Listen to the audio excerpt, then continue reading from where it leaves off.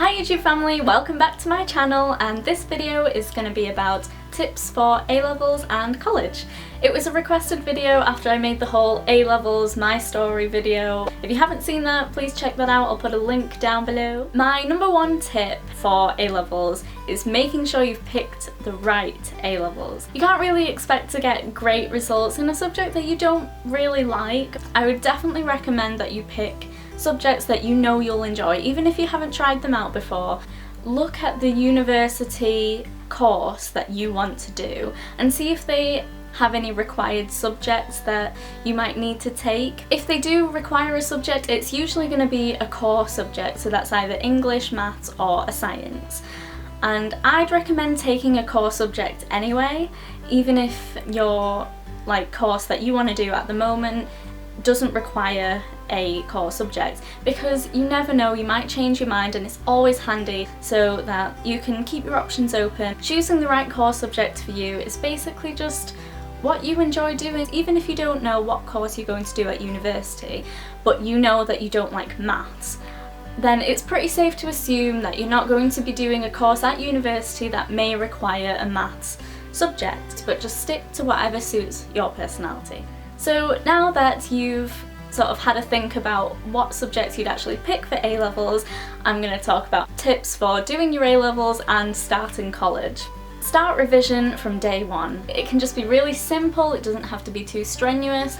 What I did in terms of my daily revision was that every day after I'd come home from college, I'd sit down at my desk and I'd rewrite all of my notes from each of my lessons, and this would literally only take me about half an hour maximum. It would just give me the time to get my head around things. Also, get creative with your revision. You don't have to write notes. If you find that boring, then don't do that. Make it fun for you. What I also did was I created these little test yourself tools. I'd write down questions to test myself and then write the answer underneath the question, on a sheet of paper. It's really one of the funnest ways you can revise, because I know revision doesn't really seem like a fun thing to do. Revise for your mocks. And this is just a massive warning, because I did not revise for my AS mocks. I ended up getting, I think, a B, C, D, something like that. And, well, in the actual exams I ended up getting 4 Cs. Whereas this year, in my A2 levels, I decided, no, I'm gonna treat these mock exams as if they're my final exam. So then I really worked hard and I ended up getting A stars even that early on in the year. If they're still doing coursework, a tip for that is never settle for anything less than perfection, because I'm a perfectionist and I would literally spend all of my frees and all of my time just redoing my coursework to get it to the best standard it can possibly be. Coursework is the only thing that you kind of have a bit of control over, because you can improve it, you can send as many drafts as you want, and that is just kind of the amount of commitment you need to get an A. Don't waste your free periods.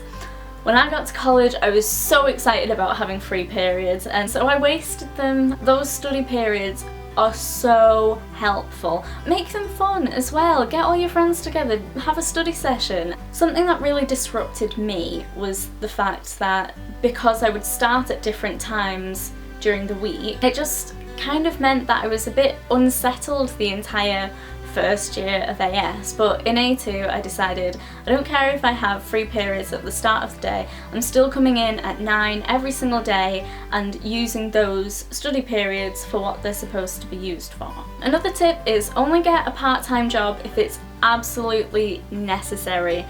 Part-time jobs just take up so much of your time, and I think it's better to just get all your studies out of the way and maybe pick up a summer job, which is what I did, and it's worked out great for me.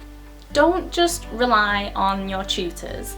College is so much different from high school. I mean, in high school, a teacher will have to work 24/7 just to help you pass the exam. In college they have so many other students to think of because colleges are massive. People kind of really underestimate the gap between GCSE and A-level. You really have to be putting in the work yourself and not just relying on your tutors. A good way to do this is to buy your own textbooks, and I know they're so expensive, so you don't need to buy them new. At least maybe go on eBay and find a used copy which may already have some notes in it which might be helpful.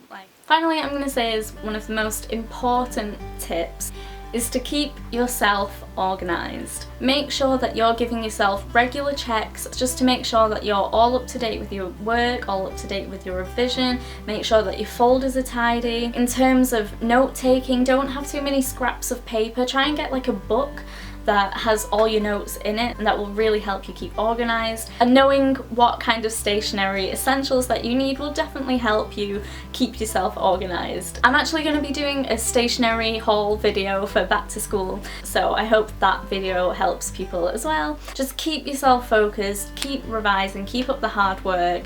Don't be disappointed if you didn't get the GCSEs you want. I'm sure you could still find a really good college that can accept you onto the A-levels that you want. Don't let any of your results bring you down and stop you from pursuing further education if that's what you really want to do. Please drop a comment below if you have any more questions, because I'm really happy to answer them. Drop a comment as well if you like this video and if it helped you, because it means the world to me when I hear that my videos are actually reaching out to people and that they're helping people. Thank you for watching. Give this video a thumbs up, comment on it, share it, do everything that you're supposed to do with a YouTube video. So goodbye, YouTube family!